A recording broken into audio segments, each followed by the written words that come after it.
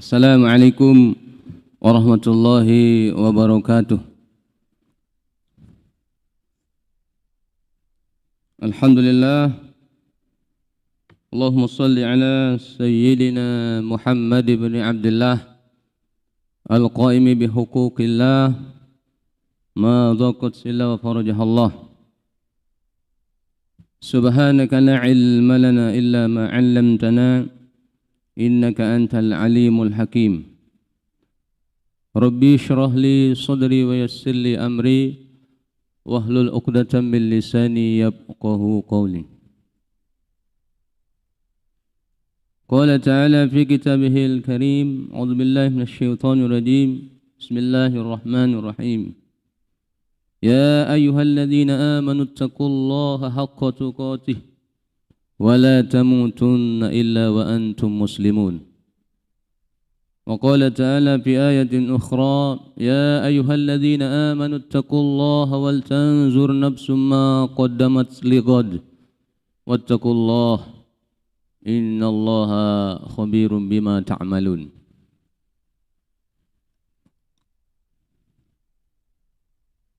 Ma'asyiral muslimin, jamaah salat maghrib yang insyaallah dimakan Allah Subhanahu wa taala, dan mudah-mudahan kita semua dimuliakan oleh Allah Subhanahu wa taala. Marilah di rumah Allah ini, di Baitillah, kita berzikir, mengingat Allah, memuji Allah dengan sama-sama melapaskan hamdalah alhamdulillahirabbil alamin atas nikmat Allah yang telah diberikan kepada kita sekalian, sehingga pada malam ini bisa kita bersilaturahim, melakukan ibadah, telah melaksanakan salat maghrib secara berjamaah dan dilanjutkan dengan majelis ilmu. Mudah-mudahan apa yang kita lakukan pada malam ini diridhoi oleh Allah Subhanahu wa taala. Amin. Selanjutnya kita berselawat, Allahumma salli ala sayyidina Muhammad wa ala ali sayyidina Muhammad. Mudah-mudahan selawat yang kita baca, selawat yang kita lantunkan setiap saat, itu akan menjadi wasilah, menjadi asbab untuk kita mendapatkan syafaat baginda Rasulullah sallallahu alaihi wasallam. Bapak-bapak dan ibu-ibu hadirin serta pendengar di mana saja berada, saya mengajak kita sekalian untuk selalu meningkatkan iman dan takwa kita kepada Allah Subhanahu wa taala. Dan mudah-mudahan iman yang bersemi dalam diri kita dapat mengantarkan kita kelak pada saat-saat kita berhadapan dengan Allah Subhanahu wa taala. Pada saat-saat ini, zaman sekarang ini, kita dianjurkan untuk kasratus sholawah, memperbanyak membaca selawat kepada baginda Rasulullah SAW. Karena zaman sekarang ini dikenal dengan zaman fitnah.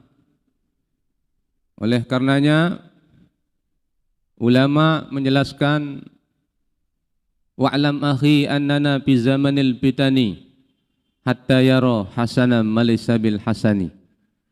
Ketahuilah hai saudara-saudaraku, sesungguhnya kita ini berada di zaman fitnah. Banyak orang yang melihat yang baik dia katakan tidak baik. Banyak orang yang melihat yang tidak baik itu dia katakan baik.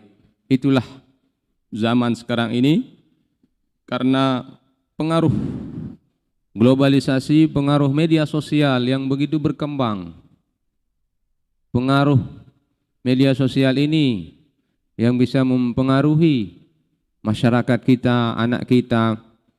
Oleh sebab itulah tempat merenung, tempat dawaul qalbi, tempat obat-obat hati itu adalah antara lain majlisul ilmi wa mujalasatus sholihin al-fudhala, yaitu duduk bersama orang-orang yang memiliki kelebihan, duduk bersama orang-orang yang memberikan nasihat-nasihat agama. Bapak Ibu hadirin insyaallah makan Allah SWT, Jadi dengan nasihat-nasihat saling mengingati, sharing, dengan itu kita bisa mendapat ketenangan, menjadi obat dalam hati kita. Sehingga dengan ketenangan itulah bisa mengantarkan kepada apa yang kita tuju, yaitu ridhonya Allah Subhanahu wa taala. Bapak Ibu hadirin ya, insyaallah makan Allah SWT jamaah salat maghrib. Jadi kita lanjutkan kajian kita pada malam ini adalah kitab Nasaihul Ibad, yaitu nasihat-nasihat untuk para hamba Allah yang dikarang oleh Syekh Nawawi Al-Bantani. Jadi pada malam ini saya bagikan teksnya, saya bagikan untuk kita sama-sama mengkaji, merenungi apa yang kita akan bahas pada malam ini ada hubungannya dengan pembahasan kita sebelumnya, yaitu tentang kebaikan-kebaikan yang kita lakukan. Sebelum saya baca, sebelum saya melanjutkan, salah seorang santri kita dari Pondok Pesantren NW Samawa untuk membaca teks ibarat dalam kitab ini untuk melatih supaya terbiasa, karena kita sengaja kita bawa santri ini untuk melatih mereka. Kajiannya ya banyak kajian-kajian di pesantren supaya tidak mempelajari yang lain-lain termasuk tilawah, tahfiz Quran, kajian kitab-kitab kuning ada di Pondok Pesantren Indonesia Samawa. Di samping itu juga ada kajian kitab Nasaihul Ibad, ada tasawufnya, kemudian ada qaul ulama, kemudian ada asarus sahabah, perkataan para sahabat dalam kitab ini yang tidak kalah pentingnya untuk diketahui oleh santri-santri kami. Itulah sebabnya saya bawa di sana juga kita kaji kitab ini. Oleh sebab itulah saya minta salah seorang untuk membacanya, yaitu anak kita Raju pada malam ini untuk membaca kitab ini sebelum kita melanjutkan. Fadhol, Iqra awalan.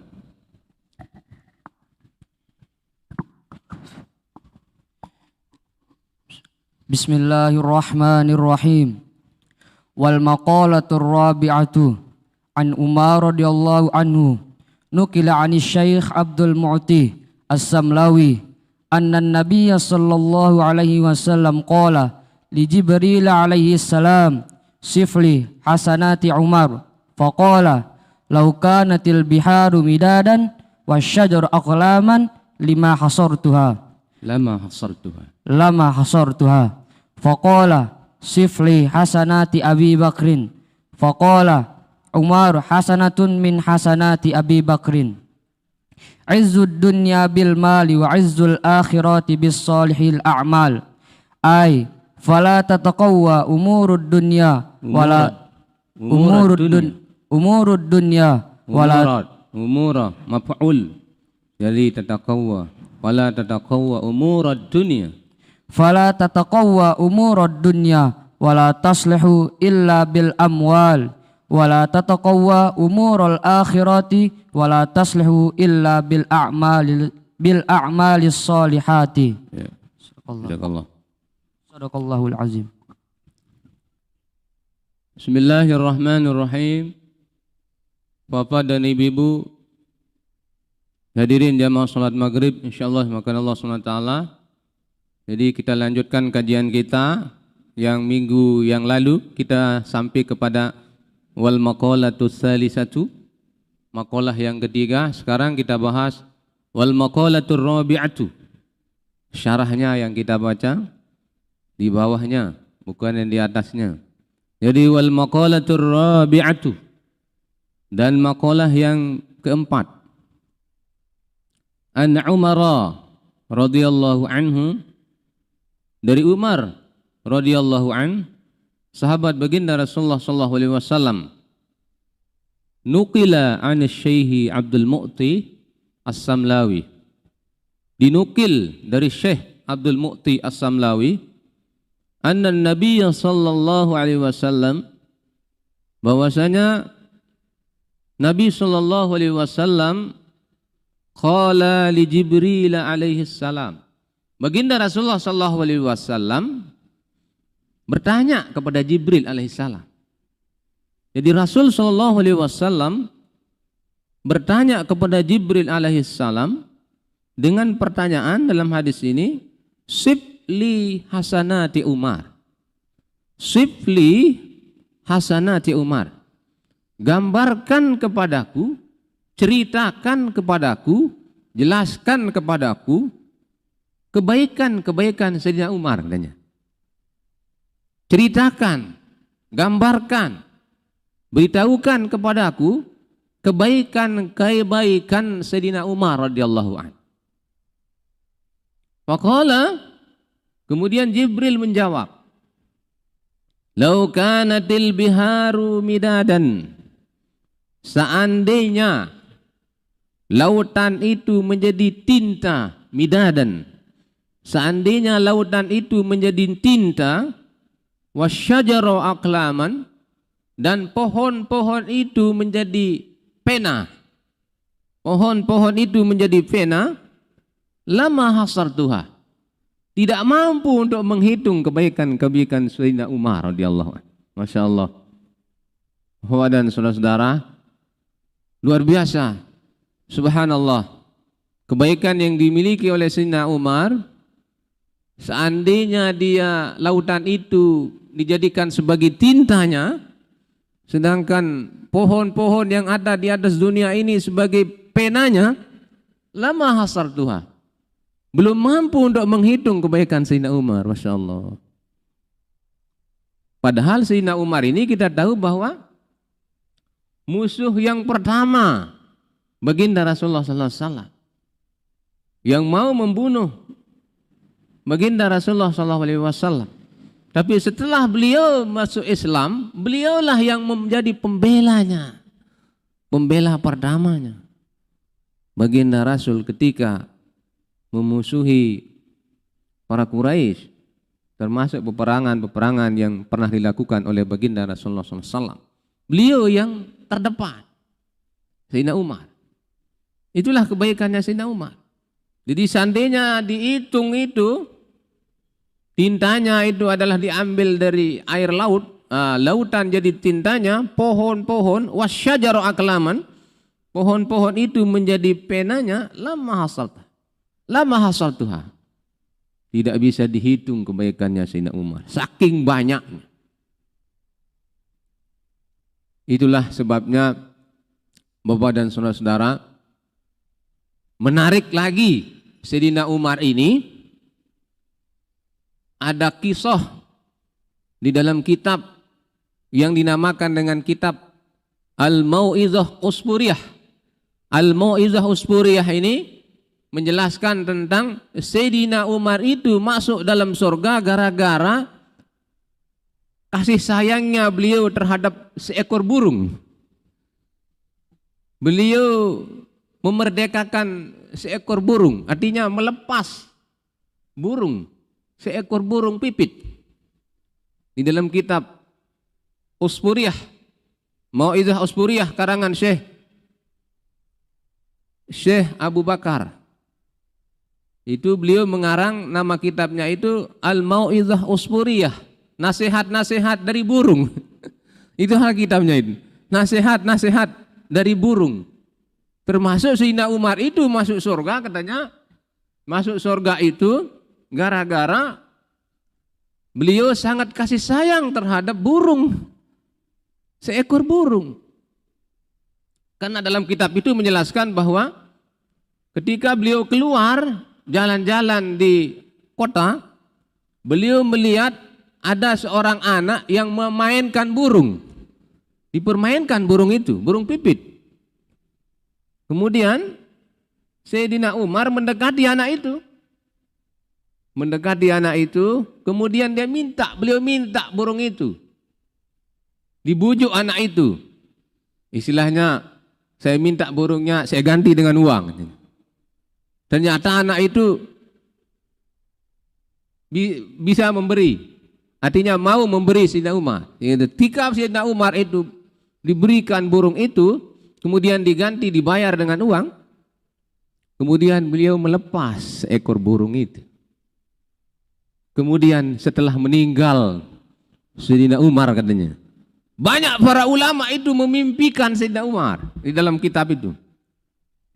Ini saya bacakan. Maklum tentang burung juga, ada sahabat Nabi yang bernama Umair. Dan Umair ini memiliki burung namanya Nugair. Ada burungnya namanya Nugair. Sahabat Nabi yaitu bernama Umair. Kemudian burungnya namanya Nugair. Jadi itulah alasan bahwa boleh orang memelihara burung asalkan tidak menzolimi burung itu. Tidak dizolimi, artinya dikasih makan, dipelihara dan sebagainya itu.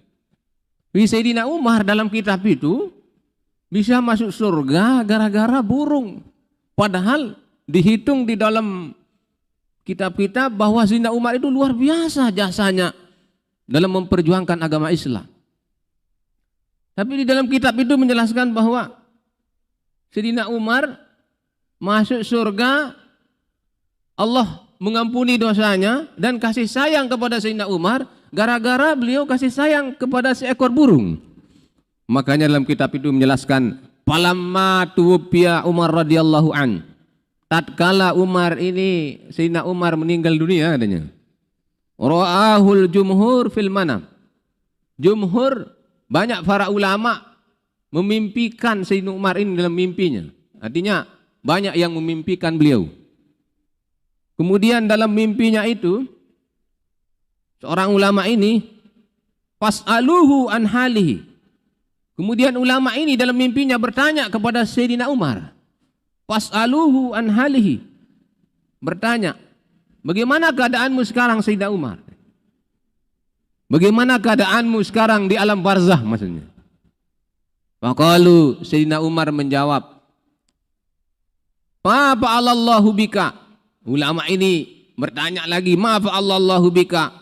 Apa yang Allah lakukan kepadamu di alam barzah sekarang? Apa yang Allah lakukan?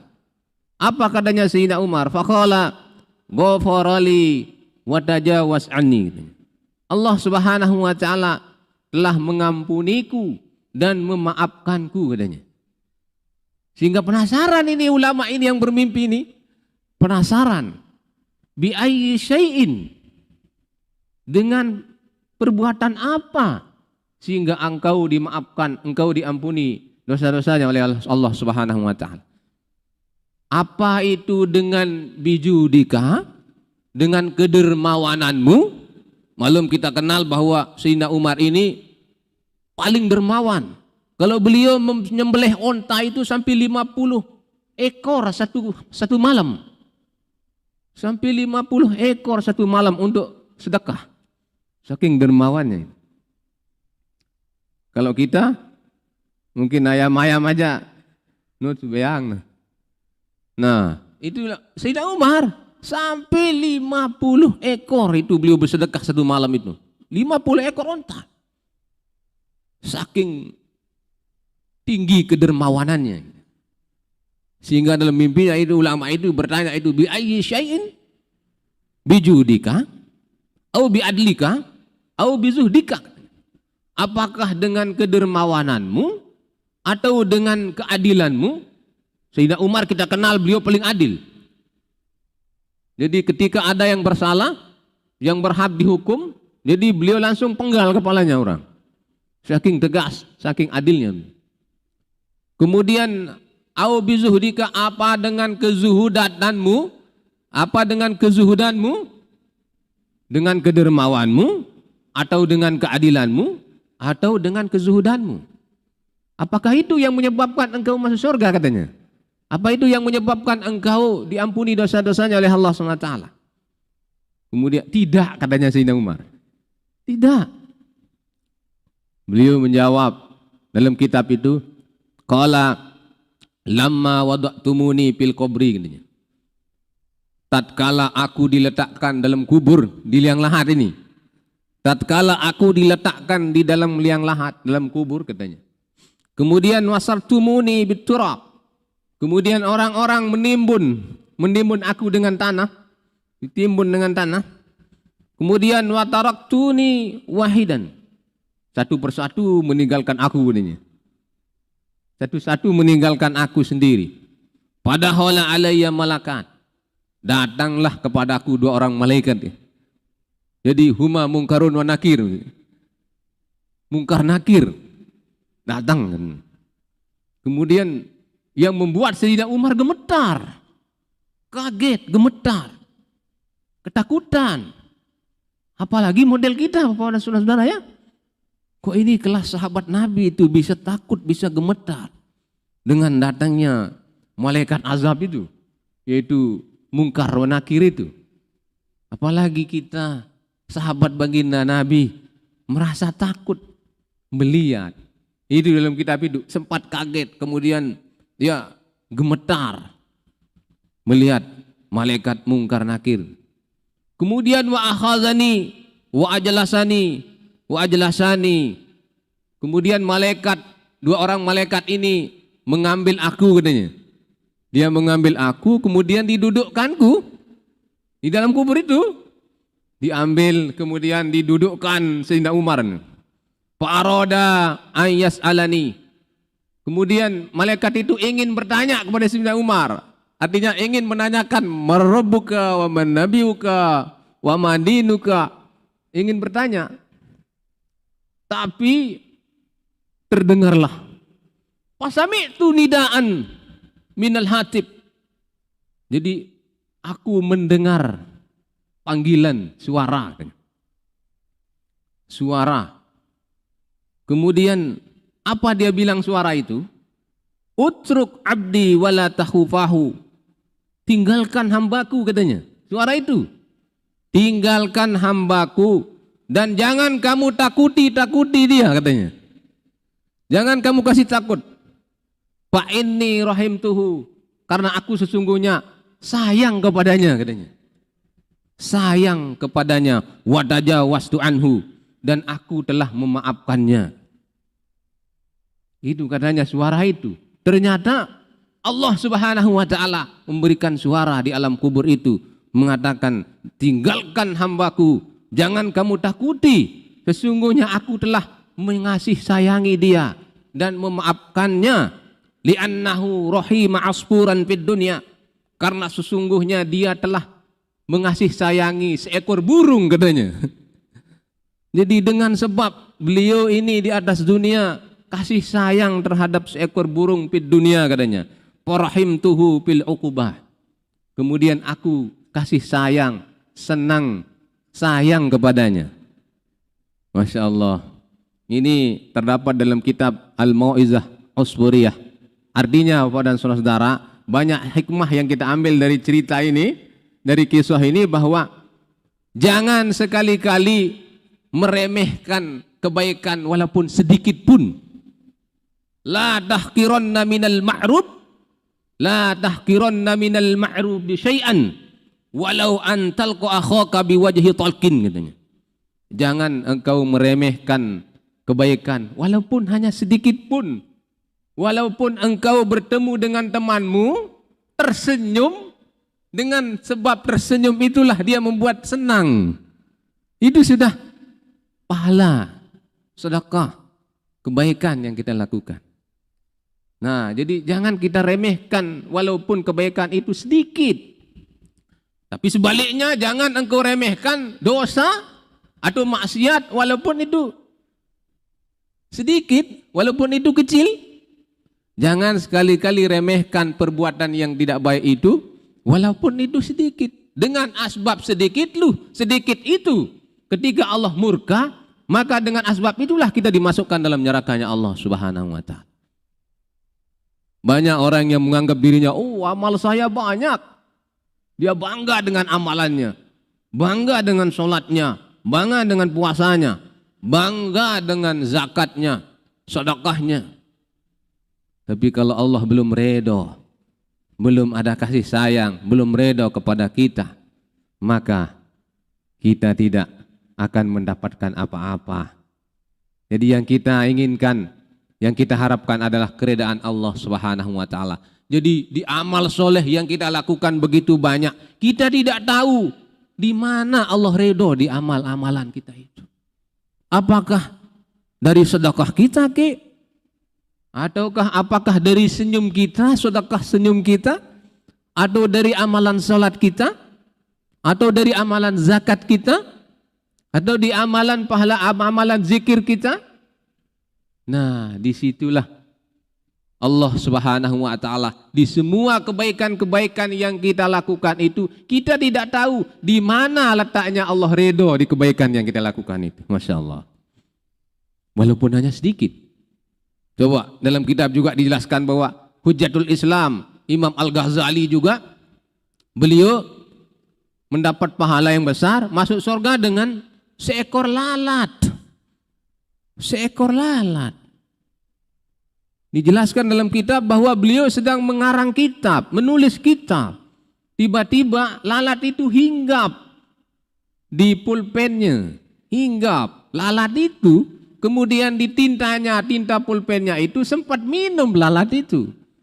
Kemudian Imam Al-Ghazali berhenti mengarang, berhenti menulis. Dia biarkan aja lalat itu minum di tinta pulpennya itu. Karena dalam kitab, dengan asbab itulah Imam Al-Ghazali juga mendapatkan pahala yang besar di sisi Allah SWT. Masya Allah. Itulah sebabnya Bapak dan saudara, kita tidak tahu amalan yang kita lakukan itu di mana letaknya ridho keredaan Allah Subhanahu wa taala. Dan sedangkan keburukan-keburukan yang dilakukan oleh orang, kita tidak tahu di mana letak Allah itu murka. Di saat itulah maka kita mendapatkan hukuman Allah Subhanahu wa taala. Bapak Ibu hadirin insyaallah dimakan Allah Subhanahu wa taala. Jadi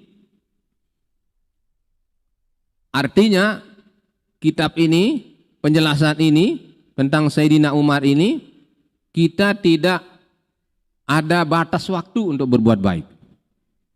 Tidak ada batas waktu untuk melakukan kebaikan. Ini Sayyidina Umar aja, belum Sayyidina Abu Bakar. Makanya di sini jelaskan faqala sifli hasanati Abi Bakrin, katanya. Beritahukanlah kepadaku kebaikan-kebaikan Abu Bakar, katanya. Kalau yang tadi kebaikan Sayyidina Umar, kalau kebaikan Sayyidina Umar seandainya air yang ada, ya lautan menjadi tintanya, pohon-pohon menjadi fena, tidak akan mampu untuk menghitung kebaikan-kebaikan Sayyidina Umar. Tapi bagaimana kalau Sayyidina Abu Bakar, katanya? Sifli hasanati Abi Bakrin, ceritakan kepadaku kebaikan-kebaikan Abu Bakar. Faqala, katanya Jibril. Jibril menjawab, Umar hasanatun min hasanati Abi Bakrin. Umar itu adalah kebaikannya itu satu kebaikan, Abu Bakar itu itulah kebaikannya Sayyidina Umar. Artinya apa? Sayyidina Abu Bakar itu tidak bisa ditulis juga, artinya lebih dari itu kebaikannya Sayyidina Abu Bakar itu. Lebih dari itu kebaikannya. Bahkan sempat ditanya oleh baginda Nabi, ya Abu Bakar, apa yang engkau pakai untuk membiayai anak-anakmu, sedangkan engkau semua hartamu bendamu disedekahkan, dipakai untuk memperjuangkan agama Allah, berjuang bersama baginda Rasulullah SAW sampai habis harta bendanya, tinggal pakaiannya saja. Sehingga ditanya oleh baginda Nabi, ya Abu Bakar, apa yang kamu pakai untuk biaya anak-anakmu? Apa yang dipakai untuk makan dan sebagainya? Apa katanya Abu Bakar? Saya mempunyai Allah dan Rasul. Saya mempunyai Allah dan Rasul. Itu jawabannya. Kalau kita, Masya Allah, kita punya harta benda sedikit, punya lebih, bahkan orang memiliki kekayaan, disitulah Allah uji kita dengan harta itu. Jarang orang-orang yang mau mensedekahkan hartanya. Padahal ketika dia diberikan kesusahan oleh Allah, keluh kesah dia. Ketika dikasih kebaikan, wa iza massahul khairu manu'a. Apabila diberikan nikmat, apabila diberikan kenikmatan-kenikmatan, manu'a dia. Pelit dia. Pelit, terjadi pelit. Inilah manusia Oleh sebab itulah banyak hikmah yang terkandung dalam ibarat ini, dalam perkataan baginda Rasulullah SAW ini tentang kisah kebaikan-kebaikan Sayyidina Umar, kemudian kebaikan-kebaikan Sayyidina Abu Bakar As-Siddiq radhiyallahu an. Kemudian kita lanjutkan sedikit ibarat ini, izzud dunya bil mali. Izzud dunya bil mali. Kemuliaan dunia itu dengan harta. Kemudian wa izzul akhirati bisolihil a'mali, dan kemuliaan akhirat itu dengan amal soleh. Kemuliaan, kehormatan dunia itu dengan harta. Wa izzul akhirati bisolihil a'mali, dan kemuliaan akhirat itu dengan amal soleh. Ai fala tataqawwa umurad dunya, tidak akan bisa kuat, tidak akan mampu dalam urusan-urusan dunia, wala taslihu illa bil amwal, dan tidak bisa baik kehidupan itu kecuali dengan harta benda. Artinya di sini jangan lupa juga untuk mencari harta benda, wa batagi fima atakallah darul akhirah wala tansa nasibaka minad dunya.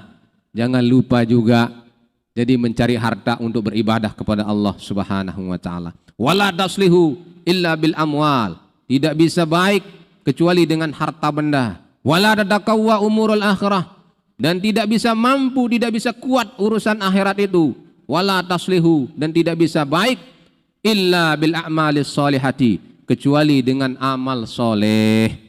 Itulah Bapak Ibu hadirin, mudah-mudahan amalan-amalan yang kita lakukan, amal soleh yang kita lakukan, di mana letaknya Allah ridho, mungkin dengan asbab itulah kita dimasukkan dalam surganya Allah Subhanahu wa taala. Mungkin dengan di majelis yang mulia ini Allah ridho dengan kita, insya Allah dengan asbab itu kita dimudahkan jalan masuknya ke dalam surganya Allah Subhanahu wa taala. Amin. Mudah-mudahan ada barokah dan manfaatnya, karena waktu tidak mengizinkan untuk kita sharing, berdialog. Oleh sebab itu semoga Allah memberkahi kita semua, semoga Allah memberikan kita kesehatan untuk kita terus-menerus menuntut ilmu, menggali ilmu, duduk di majelis-majelis ilmu, dan mudah-mudahan kita diridhai oleh Allah Subhanahu wa taala. Jazakallah khairan katsira wa syukran katsiran ala ihtimamikum. Mari kita akhiri subhanakallahumma wa bihamdika asyhadu an la ilaha illa anta astaghfiruka wa atubu ilaik. Allahumma biq wal hadi ila sabil rasyad. Assalamualaikum warahmatullahi wabarakatuh.